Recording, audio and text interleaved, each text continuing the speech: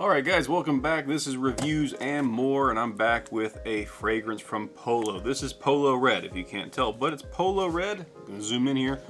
The Parfum. So this is, in theory, a higher concentration, a little more high quality fragrance overall. And why did I pick it up? Because it was 60 bucks at Ross. Sorry, I'll let you zoom in there. 60 bucks at Ross. And when it's actually not the first time I bought this fragrance, because the first time I bought it for my son. So yeah, he wanted this. He went to Ulta, and this was his first fragrance he ever bought, and he really likes it, really enjoys it. And overall, it's a very nice fragrance. It looks kind of black here because of the lighting, so my apologies. But it's a red bottle. Got the little horsey on the front. Nothing too crazy. But yeah, this lighting is not really conducive to being able to see this very well. See if we can fix that. Alright, we had made some minor adjustments so we can kind of see what's going on with the bottle. It's not like the EDT, which is like a bright red, kind of opaque color. This is a little more classy looking. But again, my son, this is his first fragrance ever, and we paid for him. It was like, I think, a birthday gift or Christmas or something.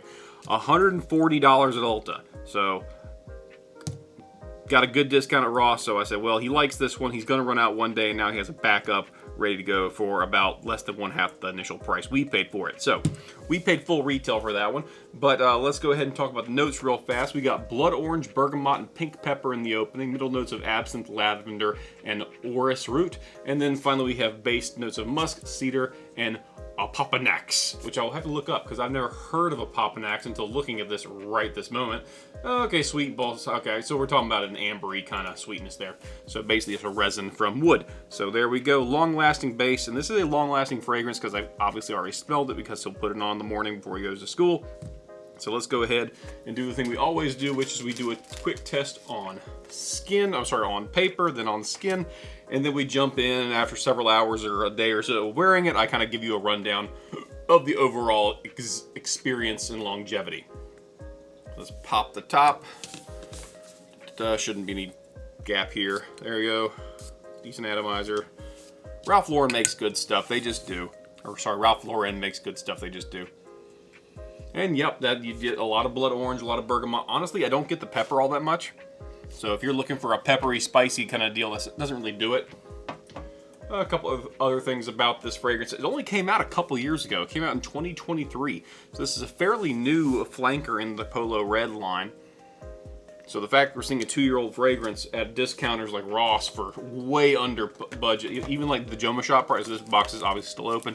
Even at Joma Shop, we're talking about it being $80 for this exact same product, and it was 60 bucks at Ross. So got a good deal and decent kind of spray there. But yeah, let's talk about the notes. The blood orange is definitely there. Again, not picking up a whole lot of the pepper. The lavender kind of starts peeking through really fast again, but it is kind of citrusy in the opening. The absinthe note isn't hitting right off the bat, but that's probably going to like fade away. Once those citruses kind of fade, it'll kind of linger on, and the absinthe will kind of take over. All right, that's very, very nice. Obviously, we love that opening. Time for skin. Quick test on skin. Let that alcohol flash off. Then we kind of jump in. Same deal. It's a little more rindy on the skin. Usually it's the opposite, honestly, but it's kind of a bitter orange kind of smell, as opposed to being super duper sweet. I mean, the sweetness is still kind of there, but it's much more bitter on the skin, but very much more aromatic, less sugary, less syrupy. So yeah, this is like uber young man masculine. This is like, for me, this is one of those quintessential, hey, I'm 19, hey, I'm 20, hey, I'm in my young 20s, and I want to smell nice, and I want women to think I smell nice, etc., etc. It's super mass appealing. There's like, I'm not going to say it's like a flawless fragrance, but as far as just what you get out of this and just the overall mass appeal aspect of it, it's pretty great. Someone would call this an F-boy fragrance.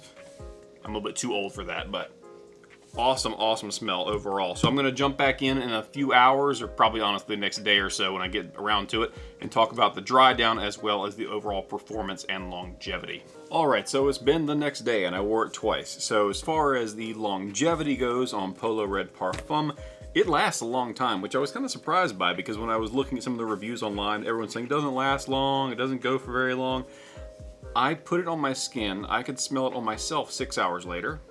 I'm not saying it filled the room 6 hours later, but someone who was next to me could smell it. The very next day after sleeping 8 hours and waking up for work, I grabbed the shirt I wore with this on it, and it still smelled like the fragrance. So it has longevity. So I don't know, maybe it's a critique of the projection power, maybe that's the issue, but it projects pretty hard for the first 3 to 4 hours. Like, I mean, again, if your goal is to fill a room and go beast mode all the time, like, maybe don't do this one, but it's a more citrus forward fragrance at the opening. All the other notes are more aromatic, which is nice. It fills the area around you pretty well. But as far as projection longevity, it does the job. It does a pretty good job with it. Now, as far as those notes in particular, the one note that I found the most unique is the absinthe note. That's kind of cool.